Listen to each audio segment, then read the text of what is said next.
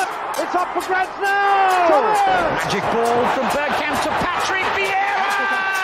Oh, would you believe it? Oh, right, what a way to get it! Fabulous solo goal by Thierry Henry.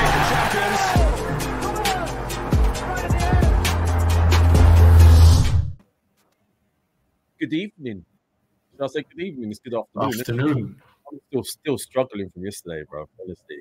Good afternoon. Let's switch it up and start again. Good afternoon and welcome to an early edition of the Arsenal Lounge. I'm here with my colleague Shahin.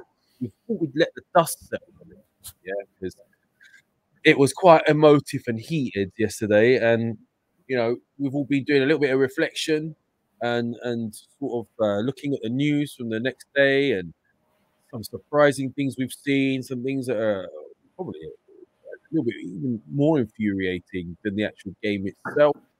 Shahin, I see the board is back. You is back. What is happening? I'm at work. That's why I normally do these things when I'm at home.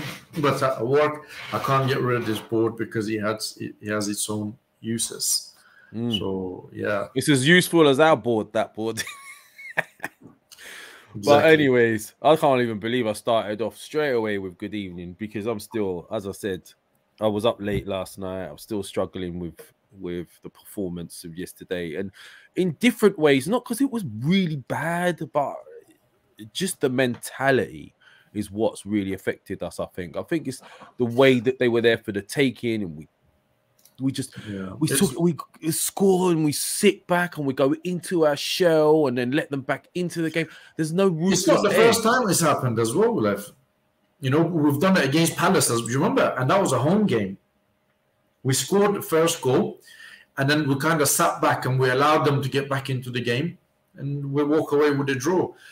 It's something that needs to be addressed, and it's the manager's job to address these issues.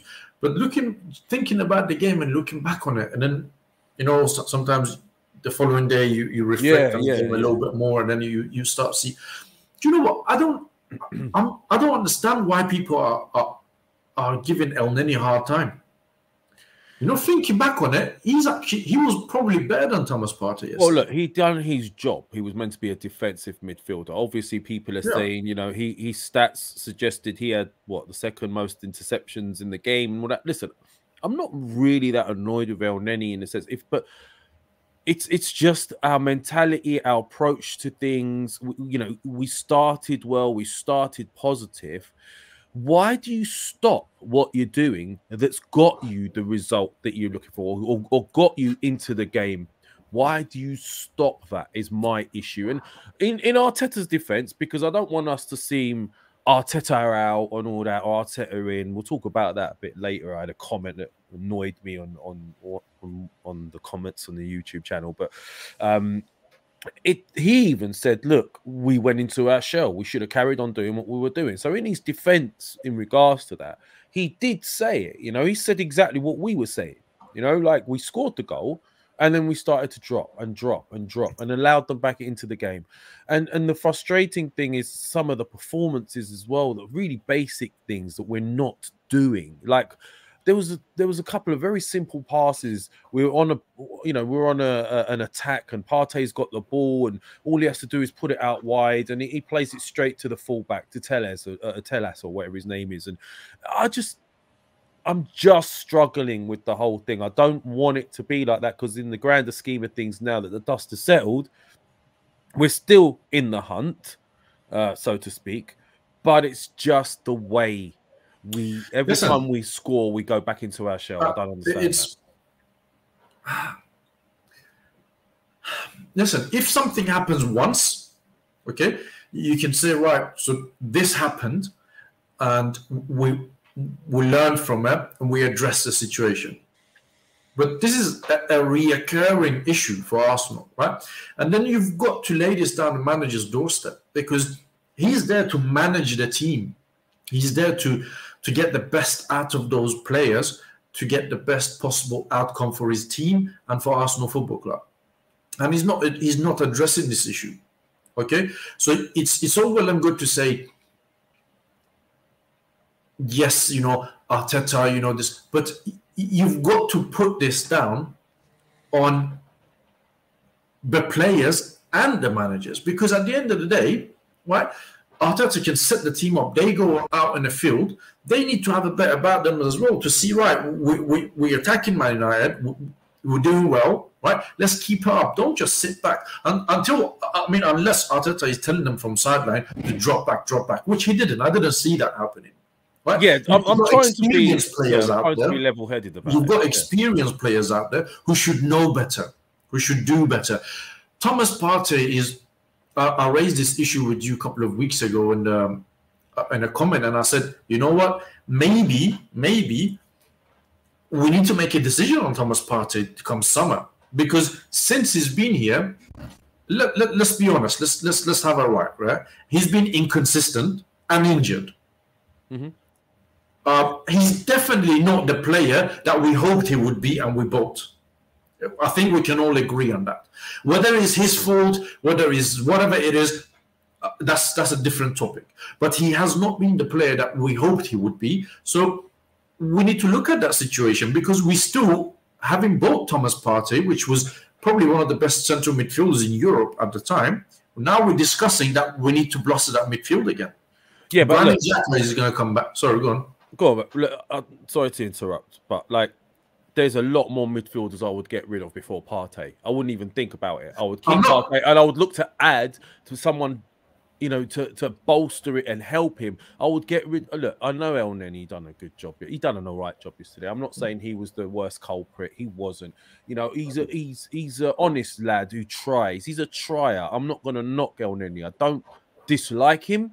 He's just not of the level what I'm saying, we require in midfield, bro. He's not. I hear that, but what I'm saying, I'm not saying let's sell Thomas Partey is shit. No. Right? I'm saying in the summer, if we can get a decent fee, right, and there is a possibility for us to go get an upgrade on Thomas Partey, we should do it. If there is a player out there, right, that is performing better than Thomas Partey, and there is somebody who will pay us a decent fee so we can sell him and then get an upgrade on Thomas Partey, I think we should explore that avenue, because he's been here for 2 seasons now, right? A lot of injuries and inconsistent. And, you know, as much as Thomas Partey might be fantastic, right, he has not helped us in a way that we needed him to help us, if that makes sense. No, I understand what you're saying, but I personally think there's still a quality midfielder in there. I think maybe he's lacking confidence. He's not hit form. There's a lot of listen. We've seen it. We can't really afford that, Lev, man. No, not in the engine room. I mean? You can't. Not in the engine room. You can't. And my concern was, as I said, it's a mentality thing in the sense of I want players that are nasty. I want players that are ruthless. I want players that see that you know they've got someone injured, a team on the back foot injured, if you want to look at it metaphorically, that is, and go for the jugular to kill, go for the kill. Instead, what we do is like we were so happy that we got the goal. We're like, oh, we've scored away at United. Let's sit back and defend it from 13 minutes onwards. Maybe they didn't expect that, Lev. Maybe they didn't expect to go to Old Trafford and after 13 minutes be 1-0 up. Yeah, but that's what I'm saying. Where's the ruthless edge? Once you've seen that you smell blood. Like, well, listen, this is the time. This is the time that back in the days, let's talk about the Invincibles for argument's sake. Right? Right. Or even before that. This was the time where, right, you're 1-0 up, you scored at Old Trafford. You would have characters like Patrick Vieira, like Tony Adams, like Martin Keown, that will pull the team together and they will make sure, right, guys, let's keep it going. Let's make sure we're putting the pressure. Let's get another one. Let's get another one to put this up. We looked at that yesterday and they were probably surprised themselves that they were 1-0 up after 13 minutes. Talking about the leader and the captain, right, it's another discussion which we're going to talk about, because Aubameyang has never been a captain. He's never been the captain material. They're just giving him the armband to sweeten up the deal and make him stay. And in recent years, from Patrick Vieira, really, I can remember if correctly, every time we've made somebody captain, they left the season after, or a couple of seasons later, they left because the captain armband has been used as a dangling carrot for somebody to stay, not for somebody that deserves the armband captain, like a Tony Adams that came in at the age of 21. My man is captain in the club. It should reflect, the captain should reflect the rest of the team, in my opinion. It should reflect the club. Tony Adams, you got Tony Adams, you're there. Do you know what I mean? Like, you know what you're going to get. And can you imagine if we were dropping back on their toes on the edge of the box in that game, what he would have told the rest of the team? Push your asses up. Go. Yeah. Do you know what I mean? Martin Keown, Vieira, Dennis Bergkamp, Thierry Henry, to a certain extent, Ray Parlour. These guys were leader of men. Aubameyang is not a leader of men. He's like, how can you fucking finish the game after putting a shit performance, right? And you've been on a shit form for a season and a half, and then you go and like my man's post on Instagram, who just scored 2 goals against you, and you're supposed to be the representative of Arsenal Football Club. You messaged me that just after the show last night, and I was looking at it with blurry eyes, thinking, "What is this? Is this legit? Is this real?" Because this is what I'm saying about mentality. I actually have to go and check it out as well, Lev. Yeah. This is what I'm talking about, mentality. Could you imagine Tony Adams, if there was social media in that time, liking a tweet from the guy that's just like, it was his reason? Oh my God, my camera's gone. I don't know why. I'll have a look at that in a second. Can you still hear me though? Yeah. Yeah, I can hear you. Yeah. So I don't know what's going on there. I just really don't understand it. Let me have a look at what's going on. You know, you make somebody your captain, right? He's supposed to be your leader. He's supposed to be representing Arsenal Football Club, the values of the club, right? He's supposed to be the image of the club. When you're talking about Tony Adams as Arsenal captain, right?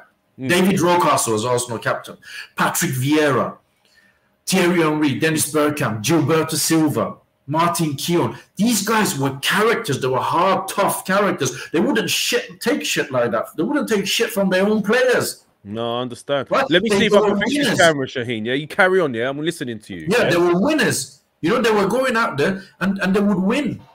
And now we've got Aubameyang, who turns up late to North London derby, who,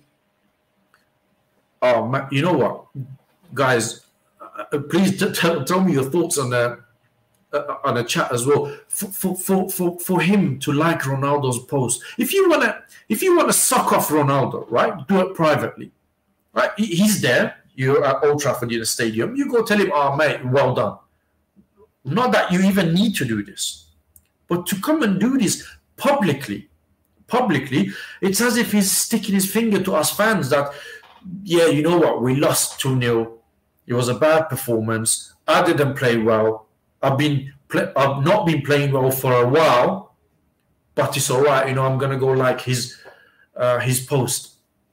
I don't understand. Let me see if I can speak to some of you guys on the comment until Lev comes back. Let me start from here. Arsenal Manic, my Iranian brother. Hi Lev, you got happy, got the ball. Let's sit back, defended exactly what's. Sorry, that's what it looks like until we went behind. All of a sudden started pushing forward. I just think last night they were not expecting this. I think they did not expect to be up after 13 minutes. And you know, we lost 3-2, but let's be honest, the goal that they scored, the first one that we scored, normally that would not happen. Nuno Tavares experiment has to stop, bring Tierney back. He didn't do much for me to say, he needs to be dropped now. The next day, Tierney needs to come back. Smash the like button, of course. Thank you very much. Tierney is twice a player Tavares is. Arteta doesn't recognize. I agree, Tierney is better than Tavares, but I don't think Tavares has done much wrong for us to say he needs, except the Liverpool game, for us to say he needs to be dropped quite quickly. Call yourself a captain, but you never face the media after a defeat. You send the kids out, but when you win, you're happy to face the media. Aubameyang has never been a captain material, man. Just the way he handles himself, the way he conducts himself, he's not. I wouldn't say he's a role model. He's a good player, but not a role model. You know, tell me your thoughts. Tell me if you disagree with me. A draw wouldn't have been a draw would have been a defeat in Tony Adams' days. 100%. Tony Adams would never have accepted that. He would never have liked someone's face. You're back, yeah? Yeah, well, I've just stopped on my phone just to use the phone for now. I don't know what's happened. My camera's messing me around, but yeah. So yeah, man, I've just been saying that what Aubameyang did for me, it's unacceptable. It's definitely, and you know what? This is interesting, right? Based on what everything Arteta has been saying, Aubameyang needs to be dropped for the next game now. Because one, he hasn't been performing well. Two, surely Arteta as a manager will not be happy with what he's done. And he needs to be dropped. Well, I personally think Arteta pulled him off after he didn't square that ball to Martinelli. I really do, because it wasn't long after that he's pulled him off. But Ian Wright's come out and he's said, like, he can't understand. He's your captain. He's meant to be our best goal scorer. You need an equaliser. That's Thierry Henry. No, it was Wrighty as well. Ian Wright said it as well. Because Thierry Henry said the same thing. I watched it after the game. Did he really? Yeah. Oh, well, there you go then. It makes sense, doesn't it? Two strikers. You know what, two of our best strikers ever, by the way. Go watch Thierry Henry's halftime and after the game on Amazon Sports. See what I don't think he's happy about what's happening. I don't think he's happy with Arteta either. No, I don't think he rates Arteta. No, I don't think he does, because the way he speaks about Arteta is, he doesn't give him too much credit, and he doesn't bash him too much either. But you can tell that he's being reserved and a bit diplomatic, if you like. But he's not. I don't blame him. I'm not happy with what Arteta is doing. And we should have gone there yesterday. Listen, for me to know 2 days before, to feel that I don't fear Man United. I said this a couple of days ago before the game. I said, I don't fear Man United. There's nothing to fear. The only thing I fear is our own manager. That he's the one that is going to fuck us up. And I was saying, you took a lot of stick for that as well when you said it. Yeah. And, it's a difficult one because, he, at the end of the day, he could tell them what to do, because I'm trying to be sort of pragmatic since yesterday. I don't want us to be that sort of channel that's ranting and raving all the time. But it's an emotional moment. It's just after the game. And, I can understand AFTV to some extent now. It's not always easy to hold back your emotions when you see what you see. However, he's told them what to do. He sent them out there. A lot of it's going to be down to them, to deliver what he's asked them to deliver on the day. And if they maybe what he's asked them to deliver is not good enough. Well, no, hold on. Clearly, it's not good enough. It was good enough to get us into the lead, right? Up until the first 20 minutes or whatever, I think we were on top of them. We had the right idea. It was clearly working. Why regress into your shell? What are you trying to protect? Let me ask you something. Go on. Right? Why do you think he dropped Lacazette? Who was doing? Oh, fucking hell, Lev. I'm still here, man. Oh, yeah. Yeah, why do you think he dropped Lacazette, who was doing so well? He clearly thought that an extra midfielder being in there, someone who could drop into midfield to help and then go and assist with Aubameyang. And also, this is what I don't understand. If you're going to play a 10, why Odegaard over Smith-Rowe? Because I know that Smith-Rowe can play out wide and all that sort of thing, a bit better than. Well, he can't play out wide. You've got a natural winger, Pepe, on the bench, and then you're going to put Emil Smith-Rowe, who I would play ahead of Odegaard in the middle. You're playing him out wide, and what did he do? Nothing, because you're playing him in the wrong position, and you've got a winger that is sitting on the bench. I know. It's frustrating, man. Like. Look at have you seen some of the things that have come out today? So Thomas Partey, Ghana international, told the club's website, Arsenal.com, the team is improving, he says. Yeah. Each and every one of us is doing our best. I think we're improving each day, and it's going to be good. If we want to be at the top, it's normal that we have to fight. We have to be under control and try to win the games. I think the team came out to win. We did everything we could. We played well. We created a lot of chances. I think that we were unlucky, right? That's what he's saying. He's also clearly No, he's talking shit. Wait, he also clearly knows he's not in form because what he continues to go on and say is, for me, I have to keep on doing my best, keep trying, keep improving, try to come back to my best because the team needs me. So clearly he knows he's not at his best, and he knows, he's capable of doing a lot more. So, there is that. But then obviously you have Aubameyang coming out suggesting he's disappointed tonight because the team played very well. We need to be more clinical, is one of the things he says. Well, defensively and offensively. Can you imagine the irony of him saying we need to be more clinical? You see, these things are just... Look, I told you yesterday after the game, he missed another chance 3 yards out that the hair saved, and you told me he was offside. He was lucky that he was offside. Yeah, well, it wasn't officially deemed offside because obviously he didn't put the ball in the back of the net, so there was nothing to check. But point being, he missed again. Yeah, he did miss. He did, and that was crucial. But then even worse was the chance he had when Martinelli took the ball on. Actually, one of the pluses, Martinelli, he gets the ball, plays fearless. I liked what I saw from Martinelli. Fearless, absolutely fearless. And look, even when Saka returns, so if you don't rate Pepe, when Saka returns, right, and he's fully fit, play either of them either side, out on the wing, and put Smith Rowe in a 10 role. Do you know what I mean? That is possible. You can do that. You can. I don't rate Odegaard in that role at the moment. I don't see what he is. I don't think he's a bad player. I know Maximus goes on about how good he is. He's a quality player on the ball. He's quality with his passing generally. I haven't seen that quality at Arsenal Football Club. But those are his strengths, okay? His strengths are not to battle, to tackle. He's not a bustling midfielder. And then at the same time, if you play him in that 10, then you're messing with Smith Rowe's development. And I hate this old tradition of ours of getting 10s and putting them out wide, or getting someone who should be a 10 and putting them out wide. I don't understand it. I really don't. So do you know what? It's you say this and it's correct, because we'll go back to the problem we had with Unai Emery, that you're playing players in the wrong position. Why are you playing Emil Smith Rowe, who's been playing well at number 10?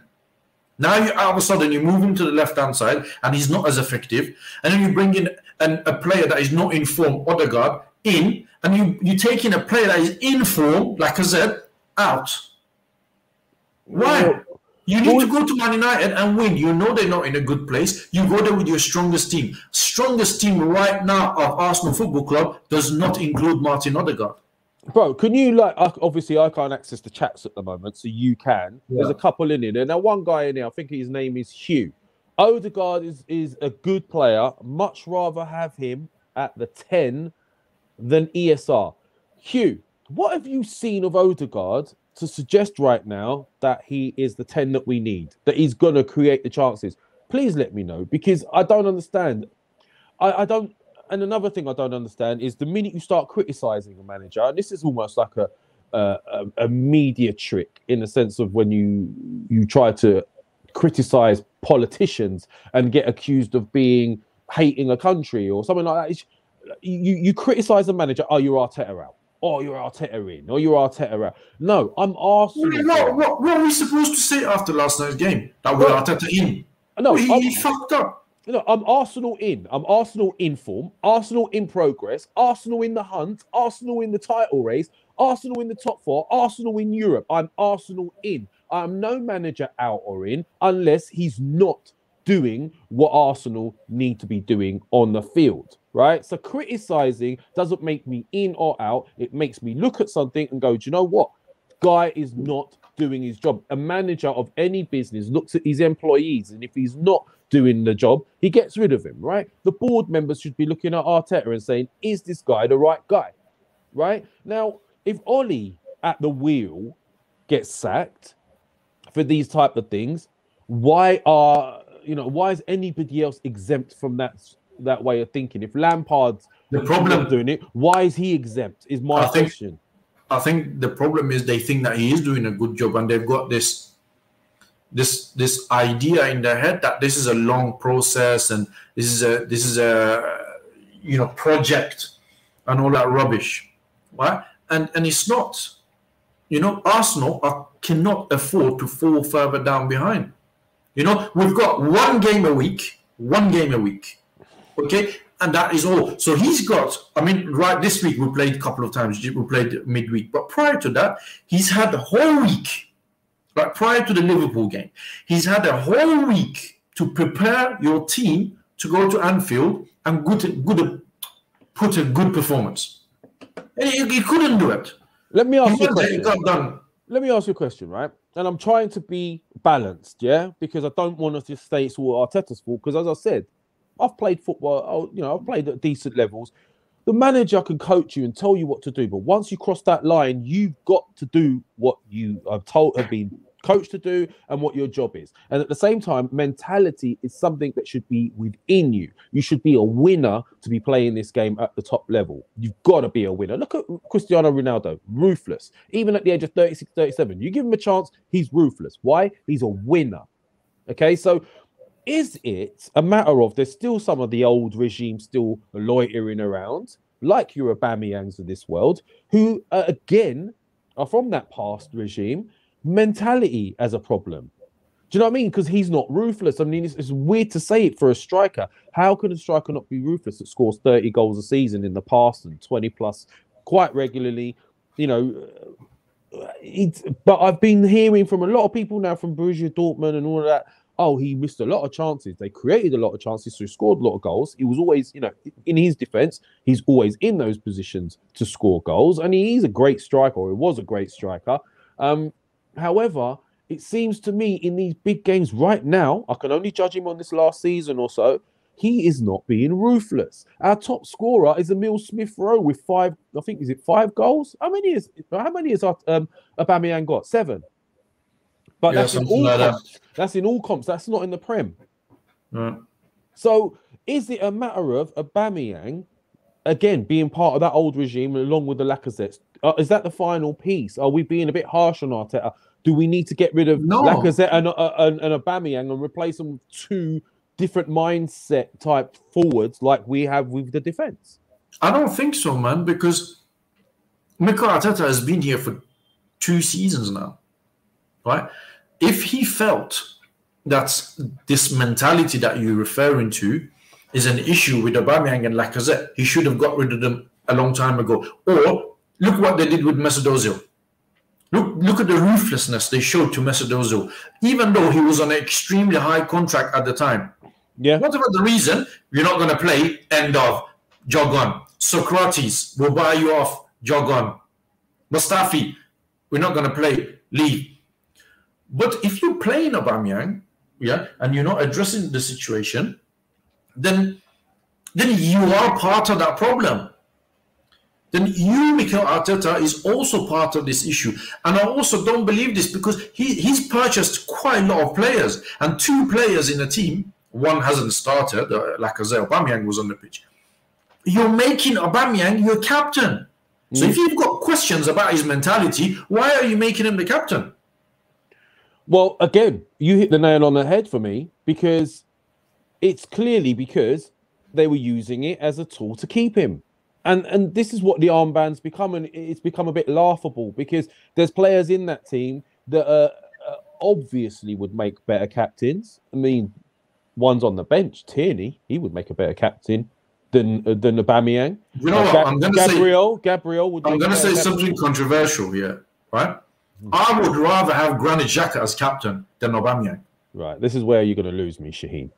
No, I'll tell you something. Listen, Granit Xhaka. I'll tell you, I'll put it this way, right? If I was an Arsenal player, right, and we were going to, for example, Stoke away, right, I would rather go there fighting with someone like Xhaka than Aubameyang, because I know Xhaka will fight. He's got that thing in him, you know. He's got that, but Aubameyang doesn't have that. This is what I'm talking about. Right? Yeah. Aubameyang is going to be a passenger on a like a Stoke away type of game, right? Whereas you would want someone like Granit Xhaka next to you. Whether you think he's good, he's bad, you know, all of this footballing thing. I'm just talking about characters. I'm talking about personality. I'm not talking about football ability. Well, how can you have someone as captain who is as rash and thoughtless in the big games as Xhaka. I'm talking about mentality, not footballing. That's part of mentality, bro. Mentality is making sure that your team's doing the right thing and acting in the right way when at the right times. So if you're winning, you don't tell someone and get sent off. I hear that. I hear that, and he has had his moments, right? But what I'm saying is the amount of times I've seen Granit Xhaka, right, in an Arsenal shirt, having a go at players around or trying to galvanize them or speaking to others around him. Right, I've seen him do this quite a few times. I've never seen Aubameyang do this. Yeah, because we're so... Now, wait, before people lose their shit on the chat, right, listen to what I'm saying. Listen to what I'm saying. I'm not saying we should make Granit Xhaka the captain. He's the answer. He's going to come and be the savior. No. Listen to what I'm saying and don't just come out with things that, you this, you that, you don't know what you're talking about. If I was to go, this is my point, from the mentality, from the mental point of view, if I wanted to go to a difficult away ground, I would rather go with Granit Xhaka than Aubameyang, because Aubameyang is not a fighter. He's not going to fight for the team, whereas Xhaka would. Forget about the footballing ability and all of that. I'm just talking about mental. No, I understand what you're saying. And if given the choice out of the two, if I had no other options, I would maybe agree with you. However, hold on. No. Just one thing, just before, I know what you're saying, but I'm not saying that it's between the two. I'm just saying how poor Aubameyang as a captain is that I rather have Granit Xhaka. Oh, okay. Well, that makes more sense to me. I get it, because there are people in the chats. Ian, there's a guy called Ian DeVaz, yeah? He says, Lev, and you think Auba is a washed-out, useless girl, ought to be a captain as he inspires what? Did I say it? Are you even watching this, Ian? Like, we were actually saying, how can you be making the likes of Aubameyang captain? Sometimes people, when they're watching, I don't know, are they actually watching? I just don't get it. They just throwing in comments for the sake of it. Do you think, Lev? Do you think if Granit Xhaka was a captain last night, right? Do you think he would have come and liked Ronaldo's picture after the game? Probably not. However, can I ask you a question? Yeah. When was the last time we had someone you would actually properly say that's our captain? Patrick Vieira. Right. How long ago was that, Shahin? A long time ago. Thierry Henry as well after him to a certain degree. Yeah, because he led different. But Vieira was led by example and by performance. Vieira was. Listen, man, Patrick. If you had Vieira on your team, right, you would feel a lot better about everything. Vieira was powerful. He was a lion in there, man. He had heart. He had fight. He had desire. He had skills. Right? The other team would fucking look at this and you would feel. Listen, I've met Patrick Vieira. Right? Oh yeah. And the guy is fucking massive. Right? I felt, I'm 183 centimeters, so I'm about 6 foot, right? I felt like a little child in front of Patrick Vieira. Are you only 6 foot? Yeah. I must be so short, man, because you look really tall. He was built, man. Listen, the guy was built massive. Like, if I was a defender and I had to defend against him in a corner, I'll be thinking, man, this guy is massive. Yeah, well, this is what I'm saying. So we could keep going on about it, but at the moment, our team is like a donut. Yeah, it's like it's all got all the little frills and spills all over the place, but the middle, it's like the middle is still got a hole in it. It's still not properly balanced. Yeah, and it doesn't have that heartbeat where someone's going to grab that game by the scruff of the neck and say, guys, we're 1-0 up here. Yeah, don't sit back. Why are you dropping back? Okay, it happens in games. As I said, I've played at decent levels. I've seen it happen in our teams where we're playing, we go a goal up, we get under a little bit of pressure, and we think, as the game progresses, you start to think, we need to defend this, because if they score, we lose the advantage, and it lets them back into the game, and it plays on your mind. But we always had people around us, even at these levels, semi-pro levels, decent, but even at those levels, you had this captain in the middle that would say to you, "Oi, Like, stop dropping back. What the fuck's going on? Stop dropping back. Push up. And he tells everyone to do it, and then everyone else moves up. And the game can I say changes. something else, Lev? Yeah, go on. If you had a Tony Adams or a Patrick Vieira last night in the team, okay, you know when the hair was on the floor, right? And the ref had the ball and he was just waiting, right? What do you think those two would have been doing? They would have been surrounding the ref, making sure we're getting that goal. And what about the pull on Tomiyasu by Maguire? Have you seen that? That's another one. That's when the players, like if I was a player, I would look at Aubameyang, right? Like you're a captain, go there, stand next to the referee like Maguire does, and make sure we're getting that goal because we didn't do nothing wrong. Or when that happens, go have a word with the ref like Maguire did to make sure that at least the ref is aware of it. So next time Maguire does something funny, we're getting a penalty for it. Yeah. But no, he just walks away as if he's another player. And I'll go back to my point earlier that the captain's armband at Arsenal Football Club does not mean what it used to mean.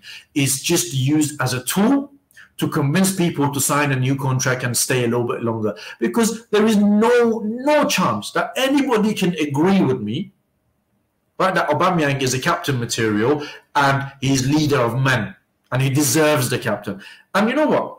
One of the biggest defenders of Aubameyang has always been Troops.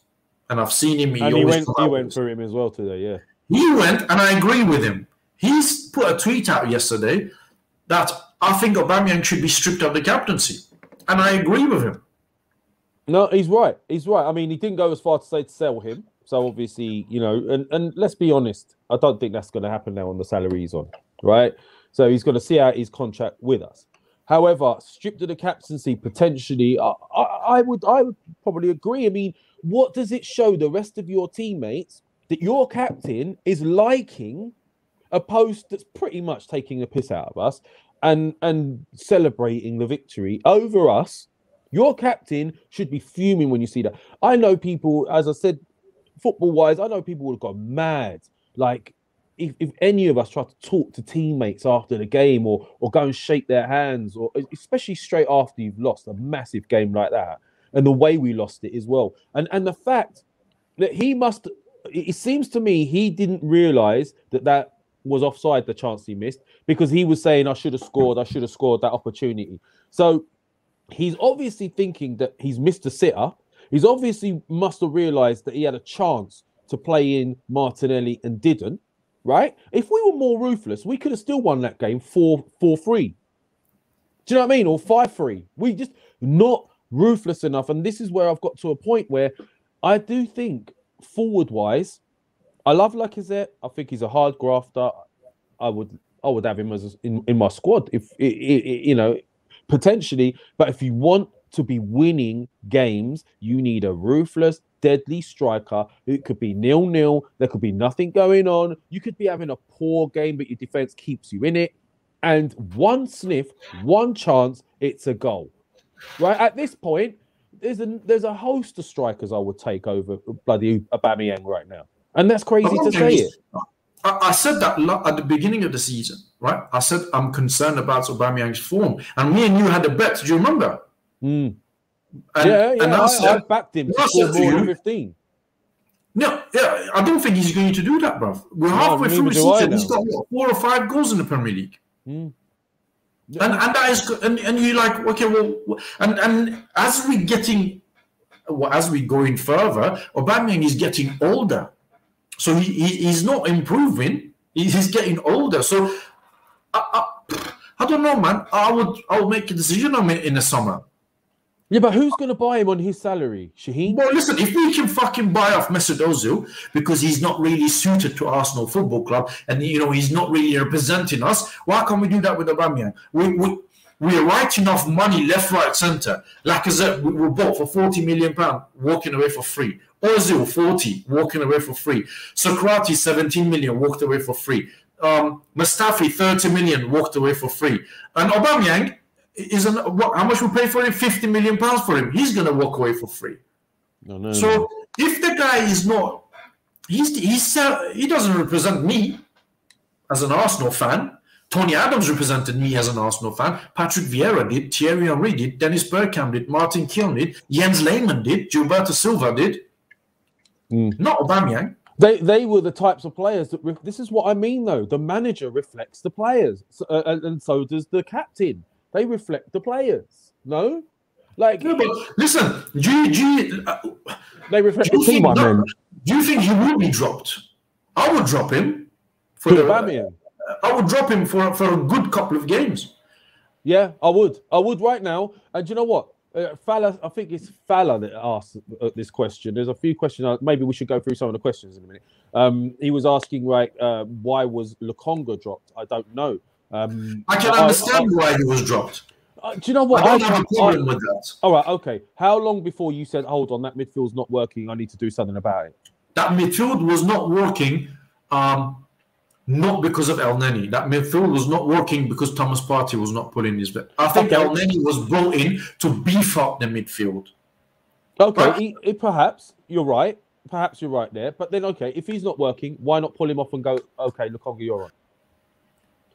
We needed a goal. Would you take Thomas Partey off and bring Lukonga on? Yeah, he offers more going. I would have brought on Ainsley. Even Ainsley. If you again, this is what I'm saying, and also our squad in depth. This is where you're lacking, because this is what we're talking about with our midfield, right? Partey's not in form at the moment, right? Xhaka's injured. El Neni's bang average. Ainsley Maitland-Niles has never proven himself in that middle long term. What happens when one of these players don't perform? What happens when Aubameyang don't perform? Is Martinelli ready? Well, Aubameyang hasn't been performing for a season and a half now. Right. So, are we going to do something in January? Because I think this team needs a boost for January. It does need a boost. It needs a boost because, AFCON's coming, as we've said before. Aubameyang's not delivering even when he is here right now. We need an injection of goals. We are not. I mean, it's weird to say it because we've gone away to Old Trafford and scored. You asked me a couple of weeks ago that what do I think Arsenal would do in a January transfer window, and I said to you, I think they will go and get a midfielder, or either buy one or get one on loan. Seeing what I've seen in the past couple of weeks, I would actually say we need a midfielder and a striker. No, what? Listen, I maintain we need two midfielders. I don't think we have enough. You're not going to go get 3 quality players in the January. We know that, right? But Nketiah is not even an option for me. I'm shocked that he even came on. My man has refused a fucking contract, right? And you're bringing him on over Pepe. Yeah, madness. Again, that's another question for me. Right? Yeah, that didn't make sense. That didn't make sense. Why not Balogun over? Why not Balogun over? Well, Balogun was not on the bench, right? But he's rejecting the contract, so he's telling you, I don't want to be here, I want to go.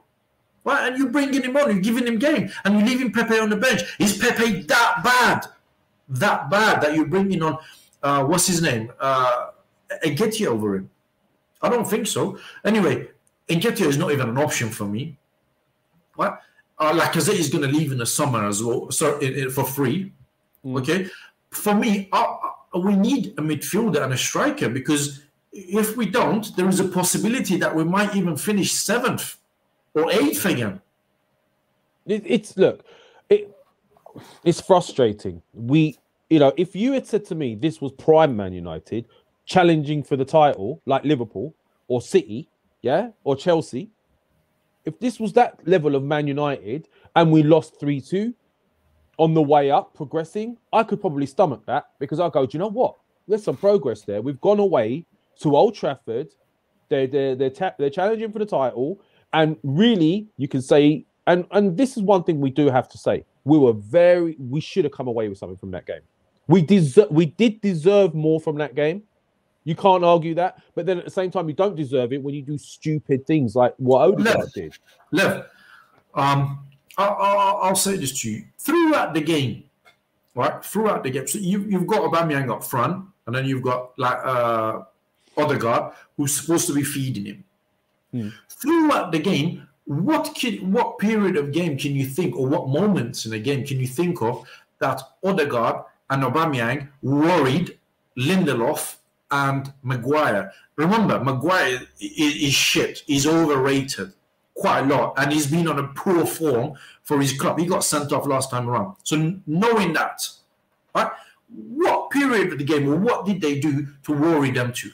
Well, this is nothing. And if you looked at the Exactly. start, if you looked at the start of the game for the first 15, 20 minutes or whatever it was, when Martinelli was harrying and causing problems to, I think, is it Telles? Was it Alex Telles? Telles. Yeah, right. Telles was like, he was worried. You could see he was worried with Martinelli. Now, if the strikers continue to do that to the likes of Lindelof and Maguire on the ball, you must be thinking you'll get more change out of these guys. You don't start sitting back after you score. It don't make sense. Maybe we could look at a couple of questions, Shahin. I'll tell you what I'm going to do, yeah? I'm going to come back off here while you're bringing up those questions. I'm going to go back onto the other camera because just in case I get a call, because I'm expecting a couple of calls and I don't want it to cut me off, yeah? So give me 2 secs, all right? All right. All right, have a word with these guys. All right, guys. Can you guys answer me this question in a comment, right? Would you strip Aubameyang of the captaincy armband? Yes or no? So if you can write for me in the comments, I know people saying here Ozil, another Ozil, Maximus is here again with his usual antics. Ozil number 2. Martinelli is a great player, but I don't know. But yeah, he offered more. I would keep Martinelli. I liked what I saw from Martinelli. You know, I'm not gonna lie, it's easy to keep him in. Man United are not like Liverpool, Man City. Yeah, very winnable. Yeah, we started the game well. We'll put it on them to start with, but Laulo Pato, you say no, you wouldn't strip him off the captaincy. I'd like to hear you why. SK says yes. Bill say yes. My fellow Iranian brother, striker shouldn't be captain. Terrace, I will never let him captain alone. At this point, yes, Willow says. SK, he's not an Ozil. Ozil was lazy. Well, Aubameyang is not far from that. Aubameyang is a captain. Hold on, Ozil was lazy. Who said Ozil was lazy? All right, you say Ozil was lazy, right? I'm going to say something here. Yeah, I've had a long time to think about this comment, right? Like in the past, and I think Ozil was a scapegoat. And that's the end of it, right? Because I'll tell you why. That guy, if he was playing in a team with decent strikers, even in over the last 2 or 3 years, Aubameyang still would have got more goals, right? We still would have scored more goals. You tell me who we have that could deliver the type of final ball that Ozil could, even if you had him in your squad now with 15 minutes to go. Yeah, on the bench, you could have bought him off and he could have done something for you, right? I do think he was a scapegoat. There's been worse performances in this team over the last 2 seasons by numerous amounts of players to warrant being benched that haven't been benched. I don't think he was ever benched for his football performances. It's a fallacy that's been fed to us by media just so that they could get rid of him to save money from advertising and from sponsors. Simple as that, right? I don't care. I don't care what anyone has to say about that Ozil thing anymore. A lot of people agree with us in the comments as well. What Aubameyang did last night, I think is the last straw for me kind of thing, right? He was a good player for us. Let's not forget there has been times where Aubameyang single-handedly has dragged Arsenal through with his goals. Yeah, he has. But his time, but it's done now, and I'm grateful to him for that. But now he's not the player that he was, and he's moving funny as well. Like you can't be fucking liking Ronaldo's post on Instagram after a game, man, that you lose. And you're not really showing anything right now in the pitch when the going gets tough. So for me, it needs to be dropped and he needs to be stripped of the captaincy's armband. Maybe it'll kick his arse into gear.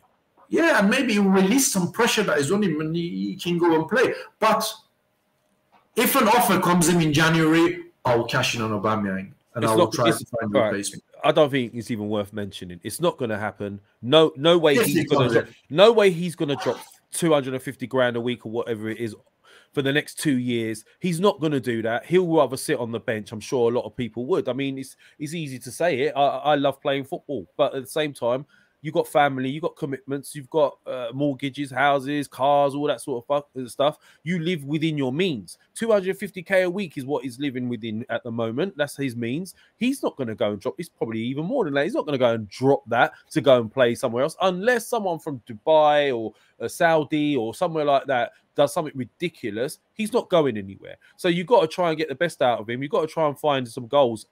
It's more likely Lacazette's going to go, and that's the ironic thing. I don't think Lacazette's going to go. Well, he's more likely to leave before.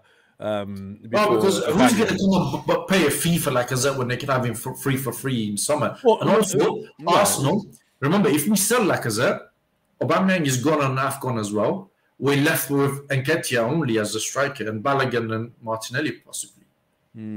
Right. Look, so let's look forward, right? Because this has been winding me up, this whole bloody Man United game. And again, I will reiterate, it's not because we lost. I just felt that they were there for the taking. It was a poor Man United team. If it was a title chasing United team, I could probably come back from that and say, we were a bit unlucky there. We should have, we shot ourselves in the foot. But no, it was a poor United team that were there for the taking. We showed no ruthlessness. So moving forward onto the Everton game, it's paramount that we bounce back from this with 3 points, because we need to get 3 points. So what are we going to do? Everton away for me, right, is a banana skin. Ordinarily, but again, but hold on. They've been poor this season. Hold on, yeah, they have been, but so has Man United. Now, I said, right, I don't think we're going to get anything out of Old Trafford. Right, that's what I said. Right? Yeah, you did. Yeah, this is different now. We can get something. We can go to Everton and win, and I expect us to do that. Okay, but it's a potential banana skin. Why? Rafa is under pressure. They had a shit result as well. They're at home. We're away. Goodison can be a tough place, right? So we're now going to a place where they're desperate for a win. We're desperate for the win, right? And it could be a very boring game, or it could be an interesting game, because we could easily cancel each other out. And again, I'm looking at the team and I'm like, well, he needs to drop Aubameyang. Is he going to keep? I would keep Martinelli in the same lineup. I will bring in Pepe, right? I will keep Lacazette. I will move Odegaard in the middle. Bring Sambi Lokonga back. Sorry, not Odegaard, Emil Smith-Rowe in the middle. Drop Odegaard. Bring Sambi Lokonga back. Unfortunately, we have to keep Thomas Partey because we don't have another player like him. No, we don't have another. And the back line is still the same. And that's what I would do. So I'll play Lacazette up front, Pepe on the left, Martinelli on the right, or the other way around.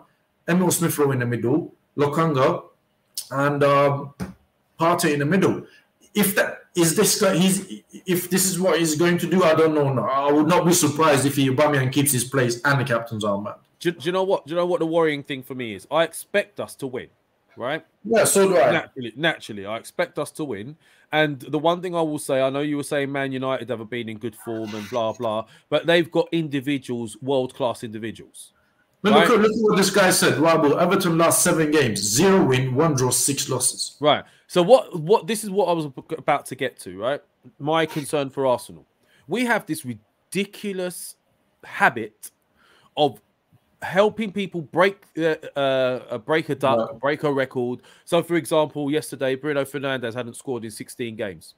Who's he score against first? Us. Arsenal. They've had Oli all season. Oli leaves just before us. Yeah? If a player leaves us, I always know that player is going to score against us the next time he plays, right? Against us. So this, again, would be typical Arsenal. Everton haven't won, in 7 games. Everton's last 7 games, 0, 1 draw and 6 losses, right? They've been poor. They don't have world-class individuals. We've got better players than them all over. This is there for the taking to get yourselves back with 3 points. If you've got a bit of metal about you, you've just lost this game to United, you feel like you deserve more. Some of these players probably feel like they've let us down, right? You go out there and you hammer Everton 3 or 4-0, right? That's what I would expect. However, my concern is this record They've been poor. They haven't won in 7 games. We're the first. We're the type that's going to just let them score, let them win. We'll do it. We'll help them break that duck. And that's my concern with Arsenal. We are not ruthless. You don't look at Everton and go, "Nah, these men have been playing crap all season. Let's go and bury them." You know, so it's a concern for me. But yeah, I would agree with you. I would drop Aubameyang. I would put Laka up top. And I would play 2 natural wide guys, and I would bring Smith Rowe in that position where they were trying to get Odegaard to play. Because personally, I think Smith Rowe in behind the forwards, more central, seeing the entire play, you get more from him. You will. So I'm expecting better against Everton. I mean, give me a prediction, Shahin. I would say I'm going to go for 2-1 Arsenal. Actually, yeah, I'm going to go 2-1 Arsenal. So you've heard it here first, guys, in the chat. Yeah, Shaheen's saying we're going to win the game. So no, I just think I think we can go and beat Liverpool. Everton, because I watched the Liverpool-Everton game, right? And I did not see anything. Like, listen, from Everton that was anything challenging. Yeah, they've got Richarlison and they've got that Rondon. Apart from that, there was more. Hold on. And Rondon hardly scores. Rondon hardly scores. He'll score against that. Well, yeah, but if Arteta can't go to Everton away, it was another Newcastle, basically poor run of form, and can't get a result. Lev, you're killing me with this today, man. If Everton can't go away, Arsenal can't go to Everton. Fuck, I can't speak now. And if he can't get a result at Everton, then he's in the wrong job. He is in the wrong job anyway. But he's expected to go to a place like. I didn't expect him to go and get a result at Man United because they'll be up for it. There was a new manager, the crowd, so and so. But I expect to get something from Everton game, and not a draw, nothing. I expect 3 points because Everton are in a very bad place. So, yeah, the pressure is getting. Lev has done this quite a few times to me where he left and I'm in the middle. And I've never done this on my own with you guys. So that's why I was a bit wobbly. It was happening. Yeah, well, you're right. I can't get rid of this rainbow color. Does anyone know how to get rid of this and put my avatar on? Because, like, for some reason, no, I'm not with LGBTQT. Although, obviously, I have no issues with them mans and them people. But, like, no, I'm not with LGBTQT. Well, do you know what? Lev, we've been going for about an hour anyway. So should we just wrap up? Bro, listen, I'll tell you what, yeah? You know, when you leave me on my own, now you know how it feels, isn't it? No, but not in the middle of things anyway. But anyway, guys, thank you very much for watching us. Please subscribe to Arsenal Lounge. Hit the like. Comment for us. I do read your comments. You know, comment underneath the video. Tell us your thoughts. Tell us, would you strip Aubameyang of the captaincy? Would you drop him for the rest of the season even? Right? Or what would be your solution to this? So tell us your thoughts. We do read your comments. And thank you for joining us today. Lev, anything you want to end up with? Yeah, well, obviously you can see that I'm all sorts of colors today, man. White, yellow, blue, but I'm always a red. Yeah, just remember that. I'm always a red. I'm a gooner. I love my team. Like, at the end of the day, I love you guys as well. It's not easy. It's not easy seeing it. And I know yesterday we were all emotive.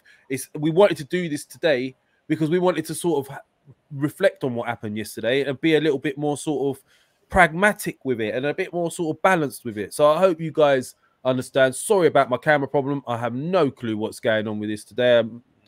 Technology and live come together. It's a bit dodgy. So on that note, Everton. Oh, did I give you a prediction for Everton, by the way?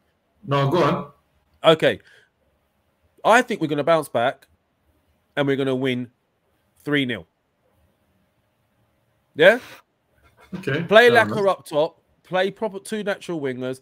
Move Smith Rowe more central, and we'll see something different. Give the captain badge to somebody.